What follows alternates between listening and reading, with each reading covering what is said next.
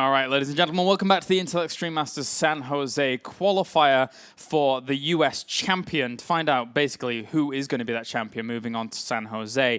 Now, we found ourselves in a situation that I have actually never found myself in before. A bit of a predicament. Yeah, definitely. And basically, what has happened is after the game between puCK and QXC, apparently during that, Violet was very, very tired and has fallen asleep.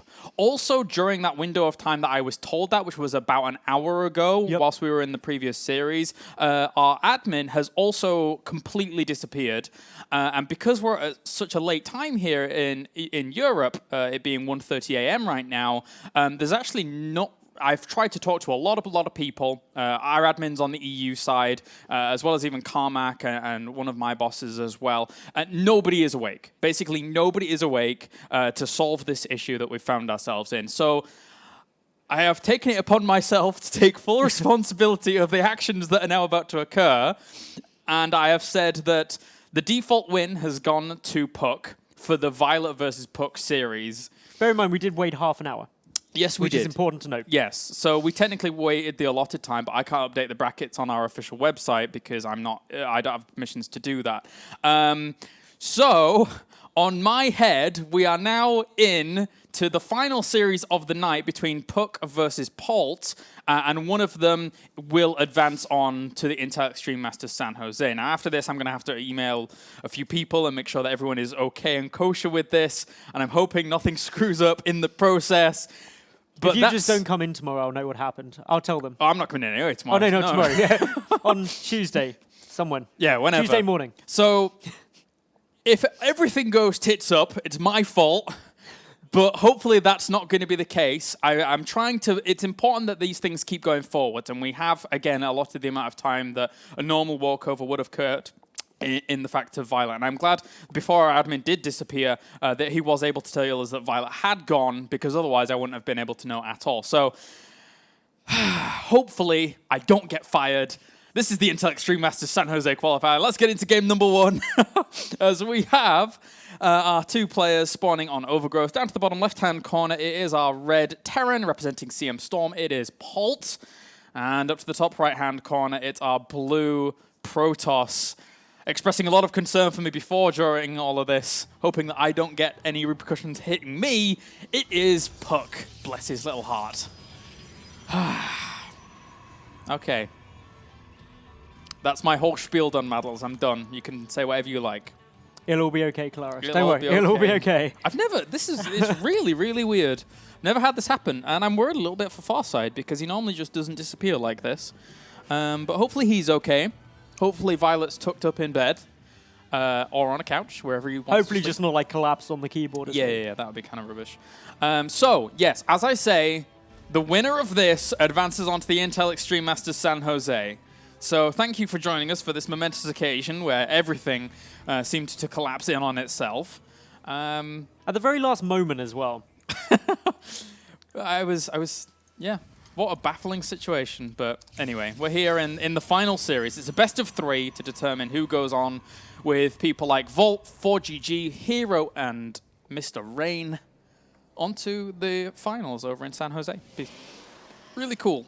Now, a little bit about this match, and I'm going to be quite frank here. Polt is quite heavily favored in terms of history and the current stats sitting there. Yeah. He's 19-4 against puCK in broadcast matches, which is fairly good. Most recently going 2-0 against puCK. Actually, not too long ago. Very, very recently, although I don't know in which event that was. It's not giving me that information. But yeah, so puCK has got to do quite a lot here if he wants to be able to take this place off Polt. And what a time to do it, because if you're able to win this, as you've repeatedly said, you get a spot at Intel Extreme Masters San Jose, and you get your flights covered, your hotel covered, which is, of course, why they are battling through here. Yeah, it's pretty sick. I guess the flights don't cost a huge amount, considering they're probably both in the USA, which isn't too terrible, but I mean, the hotel thing's pretty cool. Pretty cool.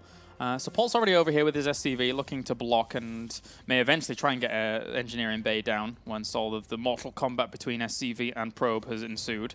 But But Reaper on the way as well. Actually, on the left-hand side, look at this. Polt is being super careful about any kind of proxy going down, and it comes at the cost of not getting over there quickly enough to really start harassing a little bit further. Mothership Core is now out, so the Reaper not going to be able to achieve very much. The Mothership Core will be able to just start chipping away at it. But as you said, Kalaris, it took a little detour. Just playing on the safe side, which you'll see often a confident player do, is just be extra careful that nothing could catch them off guard, because ultimately that's something which could cause them some difficulties. Behind this, we've got, of course, Polt adding in 2 additional Raxes. That means that he's going up to the 3 Rax play, which is very, very normal, throwing down a bunker at the front just to be extra safe and careful. And this is very standard stuff at the moment.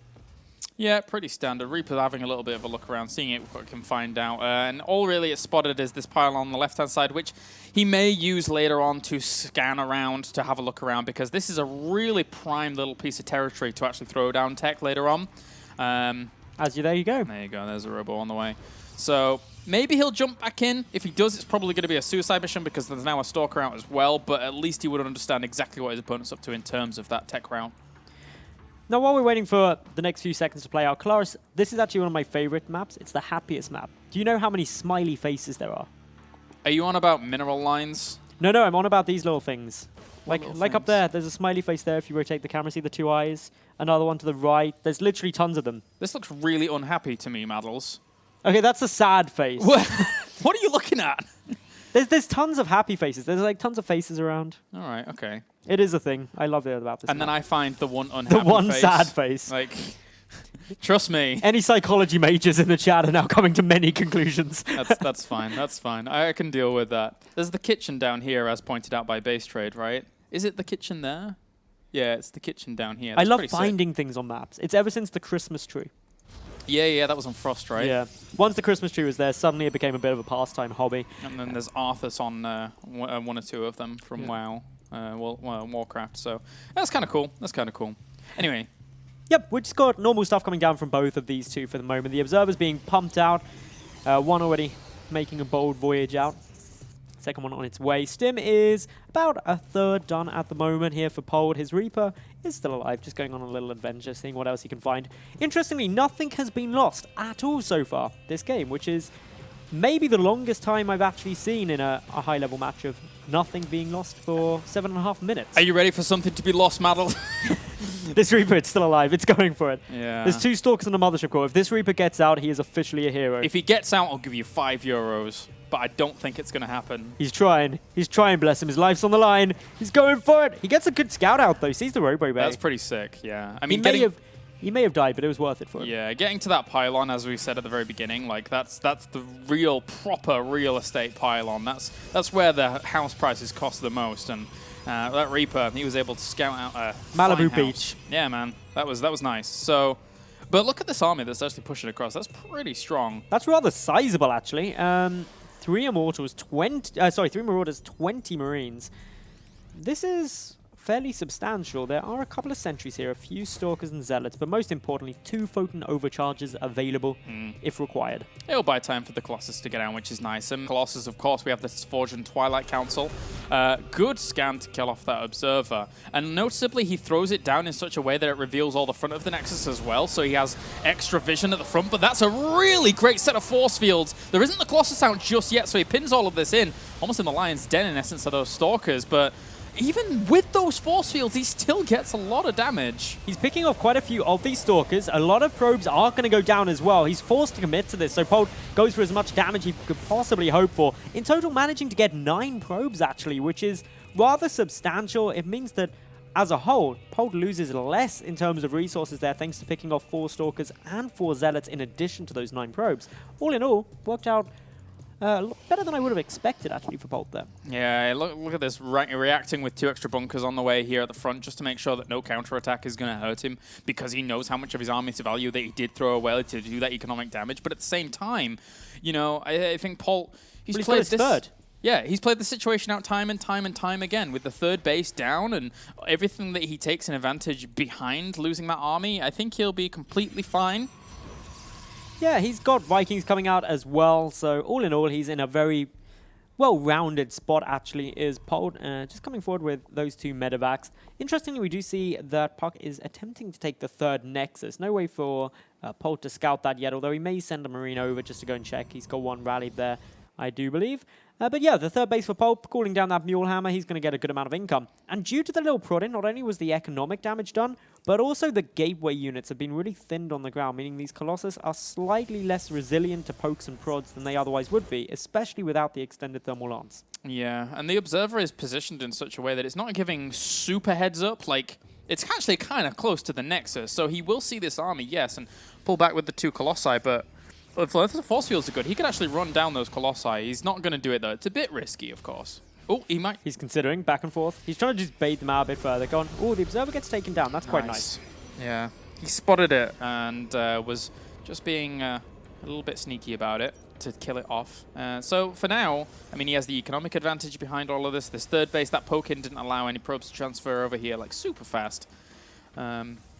But Second Forge is on the way, so puCK is getting himself set up in a very, very similar way to how we saw Game 3 play out against QXC. And he'll be doing okay, but of course you've got to go up against Polt macro, and that is fierce, to say the least.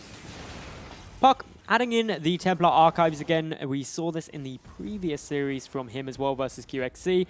Grabbing down a War Prism as well, that could be quite nice for a little bit of Zealot harassment. But yeah, looking at the situation at the moment, Polt, he's up by just under 30 supply. Actually, no, just over 30 supply now. So that's nice for him. Upgrade-wise, if we take a look at that, it's 1-0 up against 0-1 currently, although the double forge is done. And with the chrono boosts, of course, puCK should be able to get a nice little advantage there. Yeah, and overall, I mean, these two Marines on the left and right-hand side shutting down any pylons for warping in. That's the one kind of weakness that you generally see of Terran if they get exploited on the left and right by Zealot warpins. But Polt's already accommodating for that and shutting it down really well with just two Marines alone. So he'll even see the Warp Prism. Oh, God, it's so good. I love play like that. Even just one Marine. Just one Marine to deny that is lovely stuff. Polt just making sure he's nice and secure. He's also got a heck of a large army coming over to reinforce now. The Viking count looking very substantial. 9 of them up against 2 Colossi.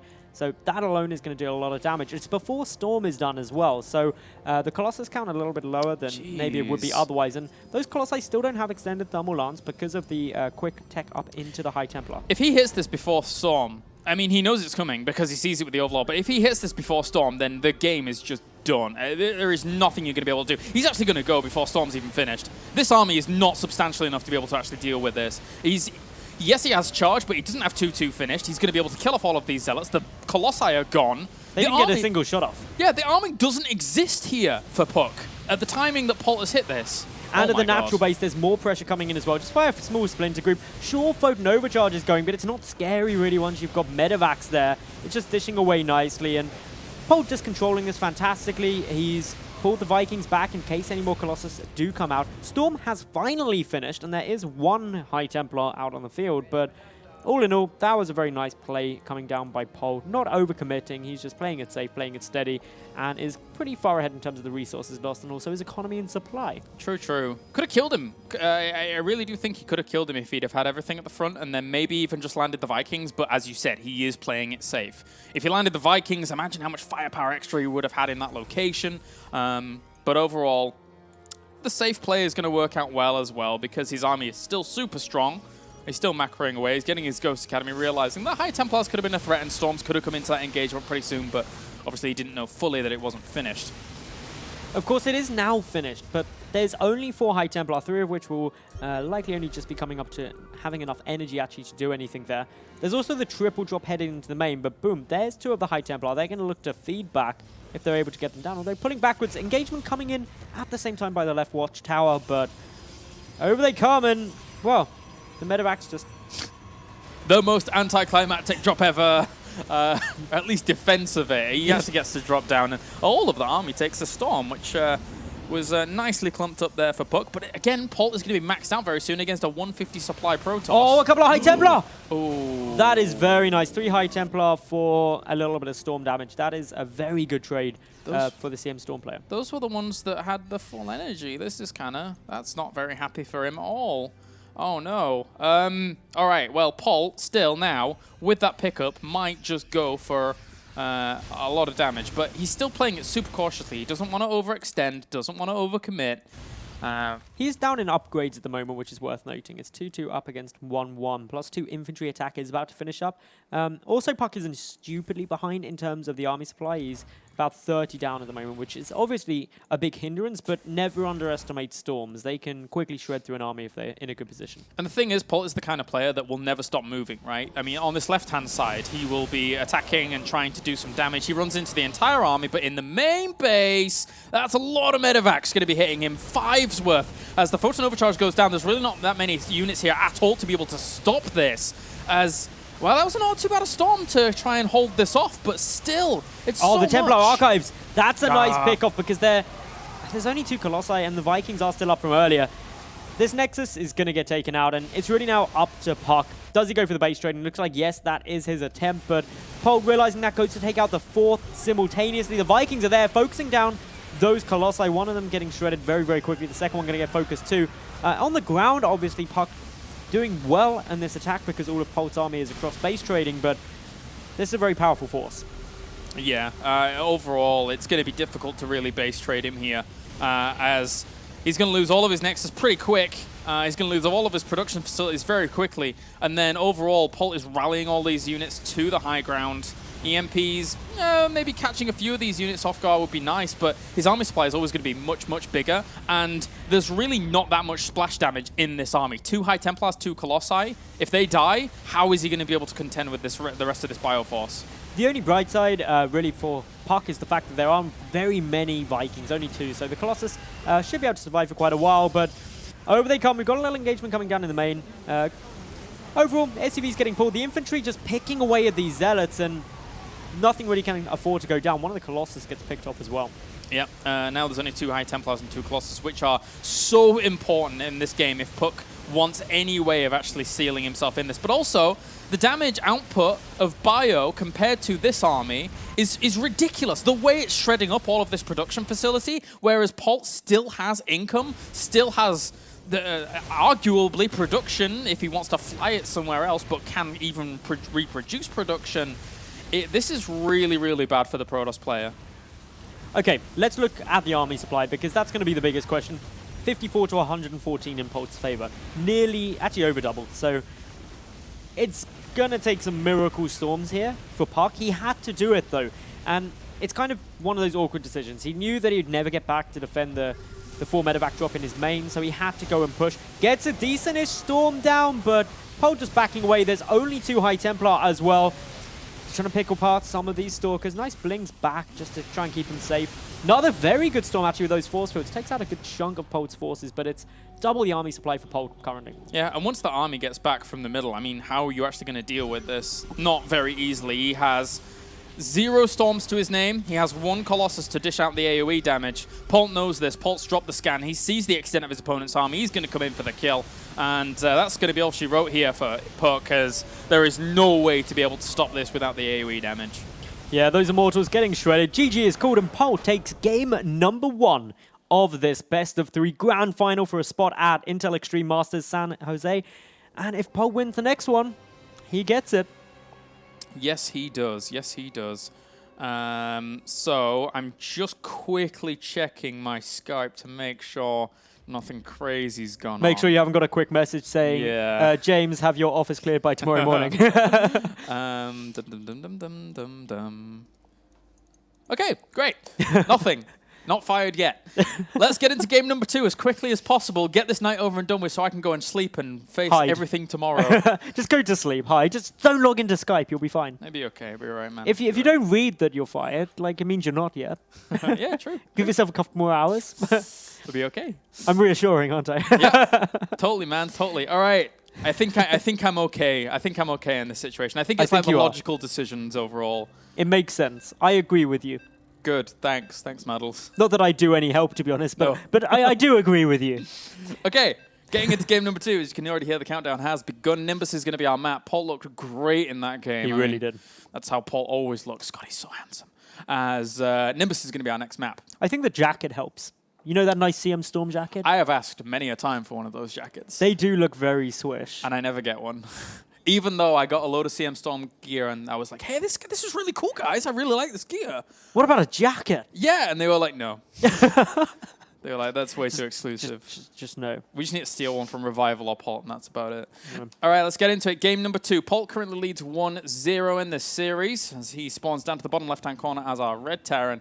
And up to the top right, it's our blue Protoss. Representing IVD Gaming, it is puCK. puCK, of course, battling to stay in this qualifier, battling at a chance of that spot at Intel Extreme Masters San Jose, and he's got a lot of work to do because Polt just looked well-rounded, balanced, and frankly brilliant in game number 1. And that's not to take anything away from puCK. puCK played a perfectly good game, just Polt played an excellent one. Yep, that's what Polt does, man. That's what Polt does. It being cross positions on this map, technically, yes, he could get away with the command center first, but even if he doesn't go for something like that, I mean, the way he can play this out, if he just plays exactly the same game as last time, that is totally fine. So, Polt's in prime position right now to advance on to the Intel Extreme Masters San Jose, and when you look at the lineup of this tournament, I mean, how can you ever fault the guy? It's worth noting, by the way, though, Claris, that this isn't the last opportunity for people to qualify at all. We're here for the rest of the week with the America qualifiers. This is the US Championship, so it's only open to North America, and specifically USA, whereas obviously the Americas is open to anyone in either of the Americas. Yep. Sorry, did you mention the 90-day visa thingy-doodah? Oh yes, the 90-day visa. For the Americas qualifier, anyone who takes part has to be either a citizen of one of the Americas. Oh no, for this one you mean, or for the Americas For this one, it's citizen of USA and then 90-day visa are over. So that's why Polt and like Violet can play. So that's why they're here. And Polt's looking pretty good so far. Doing a very nice job. Anyway, this game is going very standard at the moment. We should be getting the Reaper out from Polt just. As we saw in game number 1, he's opening very safe. puCK trying to check around, trying to find out where his opponent is spawning. Doesn't get lucky first, but as is Polt sending that little SCV out for a small little adventure. Yeah, that Reaper getting in here will should be able to spot these 2 pylons in the right locations. This one over to the right-hand side is a prime spot for like Twilight Council and things like that, but I don't suspect we'll see anything different from puCK unless he feels really up against it than just the normal robo-opener after Nexus, because time and time again as he used this, he feels confident in it, even against people like Polt, and had that game gone a little bit differently, he still would have had a really strong army against an opponent like Polt, who can macro amazingly. So, I mean, it is tough going up against someone like Polt when you're in the shoes of puCK here.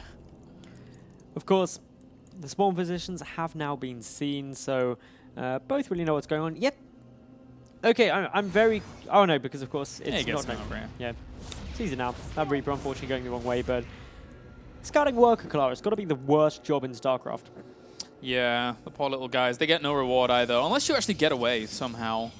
So I guess if you're a probe against Zerg, oftentimes, if you're not going to stick around and try and see a third base, then normally you can get away. That's kind of okay. But these poor little SCVs, man. Normally they have to build an engineering bay on spot, natural, and then get killed.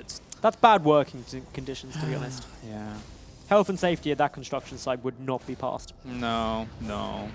Anyway, Factory coming down behind this. The Reaper just scouting, trying to get any information possible. Meanwhile, puCK, we're just waiting for the tech choice, to be honest. And there we go. Robo on its way out. So just as expected, Calaris, we have puCK going very safe, very steady. Normal opening, nothing too crazy. Polt adding in the starport. Different opening to game number 1. Game number 1, it was, of course, the racks into the Reaper, into the command center, into 2 additional barracks. So opening it more tech-heavy than game number 1. Yeah, so other than that, I'm kind of interested by that choice, to be honest with you. I mean, his triple barracks play and then pokes forwards have always been working out so well. It's really telling, though. He's like playing to the map, right? You can't effectively do that kind of triple barracks play when you know your opponent has such a small choke between the main and you can't really get to the natural to pressure that either. So it's like, well, I can just go for this Hellion Marine pickup play and potentially just kill you outright because it is really potent on a map like this. Really potent. Of course, that first medevac about to pop on out. The Observer is on its way. The Reaper's seeing a lot. Sees the fact that, of course, it is a robotics facility first. Is going to suicide in order to get this. 3 Stalkers, not going to get too much of a chance, but just weakening up. Gets a probe, actually. Okay, that Reaper should be quite happy with himself, but here we go. The drop coming on over. The Hellions zooming their way across as well. And this is going to be a little bit dicey. The block on the ramp is actually really, really important. Like, these Stalkers have to have really good position, and then obviously Mothership Core only has 1 photon overcharge right now. The Observer sees the Hellions. Okay, so the block will occur. The block will occur. But then where he throws down the photon overcharge is really important. Another Observer sees the medevac flying in. So he has the option to throw the photon overcharge on the main because of where they're coming in from on the right angle. They might just go for the Stalkers. Yeah, that's it. Because it's so much firepower in this composition. It's really, really scary. They have to run away. But the trouble is he can just go straight up into the natural base now where there is no photon overcharge. Straight on up, the probes do line up a lot. Those are some big hits. So many probes get taken down. 16 worker kills already. Oh, jeez. That is painful. Yeah, and... More, probes. Poor probes. Oh, no. Well, that's even pylons going down here as well, and this gives Polt a sizable advantage. So it's going to be very, very difficult for him to really... That was executed perfectly by Polt. Yeah. Absolutely perfect. Really well done. And again, it's a great strategy. We see it time and time again. Look at the control on the Hellions as well, darting back and forth whilst the Marines tank the damage to get a few shots off with the Hellions and even just pulls on out. I mean, he's at 42 workers against 23 right now. Polt He killed 24 probes. Yeah, he's in such a commanding lead. I'm sitting here and I've got a puzzled look on my face because realistically, puCK is going to have to do something sensational. Even again, the Hellion and Marine coming in. Photon overcharge. Just like, please, no more probes. No more probes dying. Have mercy. I think puCK is actually just going to go. Like, look how his army's moving now. Is he trying to intercept a medevac? I mean, anything he does here, he kind of has to take a huge risk and just try and kill his opponent right now, because he is so far behind. So, and he'll know just how many probes he's lost. No, Polt is going to have incredible macro. He won't have had to have sacrificed anything really to go for that. And so, your only option is to go for it, but... Polt isn't actually aware that this movement out is coming. So he doesn't have bunkers or anything like that. But that being said, it's not even going to have that huge power behind it anyway. It's only 4 gateways with Robo, like 1 Immortal. So... This is suspect. Really, really suspect here. Okay, the Observer coming across. Polt does have high ground vision thanks to medevac. Now sees it. Instantly goes... Good reactions. Yeah. Absolutely perfect. Boosting those medevacs back. If he lost a medevac, it would have been really painful for him. But quickly looks to take down that debris. Make sure he can't get force field up into his main.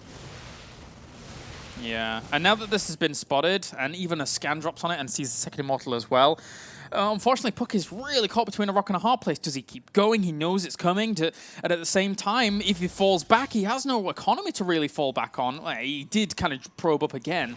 This could be some kind of pseudo-fake pressure to force away the third and make it so that he's trying to catch up back at home. But this is kind of, well, as you said before, dicey. Those SCVs being pulled. Good force fields will allow a couple of units to get taken down.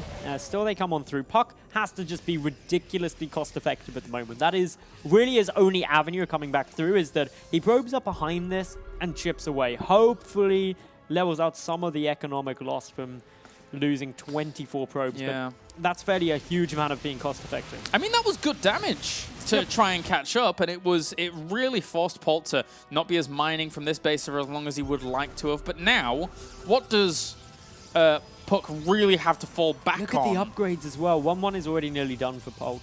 And this is the first forge, yep, right? It is. Ugh, God.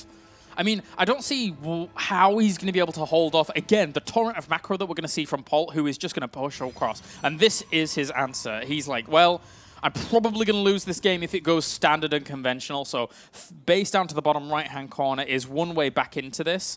And Polt actually might not spot that for a while. Wait, is this Marine? Okay. No, the Marine's just going to go and check for pylons. Finds one of them. Oh, technically, if he'd have survived, he would have actually found that base down to the bottom right-hand corner eventually. Because he was rallied all the way around to here. Was he? Yeah. Oh, so is this Marine. This one Marine here is also rallied all the way around, so he's actually... I can't believe... Like, Polt is so good, guys. He's checking everywhere, actually. He's got... He knows, yeah. Like, if I've done this much economic damage, the only way you can get back in is by doing something crazy. And he's going to spot it almost before it even finishes. Actually, yes, before it even finishes. Oh, jeez. And you can't defend it. There's nothing that really puCK can do to get over there. He can't... Even if he got over there, I don't think he'd have enough to really defend against it. So it has now been seen. Marine, do your job. Marine, don't chase the probe. No. The Marine will eventually go back. There we go. But it might not even matter. There's a great concave coming on in. The force fields are going to be able to zone most of this out, but just from the positioning, just from the force field usage, this Marine is taking the longest time to see it. Yeah, poor little guy. But again, not a whole lot puCK can do here other than try and stall out, stall out, stall out. That base has now been spotted down to the bottom right-hand corner. This army has positioned itself to the point where this base is not going to be taken anytime soon. And all he has to do is send one medevacs worth there or something like that, and he's going to shut it down. Great concave, though. That Colossus is very, very vulnerable, but he isn't focusing it down during all of this. He's just trading away. And I mean, in the end, his army supply is massive anyway. So the Colossus is going to die without any need for focus. Oh, geez. There you go. GG. Congratulations to Polt for advancing on. He moves on to the Intel Extreme Masters San Jose, I hope. So that's going to... Unless you're fired and we have to redo everything. Yeah, I sincerely hope not. Again, if you're just tuning in, I want to just run down exactly what's happened again. I got a lot of tweets during that asking what was going on. During the puCK and QXE series, Violet and our admin kind of disappeared. Oh, by the looks of things, our admin's back. So I can talk to him after. But we had to make the decision here at the desk after half an hour of Violet being asleep, basically, or away, that he would be taking the death loss. puCK would be advancing on to play Polt. And now Polt has won 2-0 and is now advancing on to the Intel Extreme Masters San Jose. Congratulations, of course, to puCK. That's not Polt. puCK, of course, not out of opportunities in order to get one of those qualification spots, however, because this was the US Championship for Intel Extreme Masters San Jose. There's still 4 more qualifiers in the America Cups, which are going to be coming up during the week. The exact dates confuse me because of course, the time zone differences. Yeah, it's a bit weird. It's a bit strange. Some days we actually start a day later, even though it's like midnight we start at our time. So soon. There's not one tomorrow, but the day after that. We'll be tweeting them out. Obviously, keep your eyes posted on Twitter, etc. And we'll be going live with 4 cups, as you say, to find out 2 spots from each of those, moving on to the final stage of the American qualifiers, which will have invites, I believe, to then determine the next 3 spots, actually coming from the American continents, moving on to the Intel Extreme Masters San Jose. But Polt joins Vortex, 4GG, Rain, and Hero, moving on to the main tournament in San Jose. And for now, any last words, Mr. Maddles, before we leave them? Thank you very much for tuning in, everyone, and we will catch you in about 42 hours. Okay, that sounds great. 42 hours. Roughly. I'm going to hold you to that. All right, it's going to do it from us now here at the ESL studios. Bye for now. Have a good night. We'll see you next time.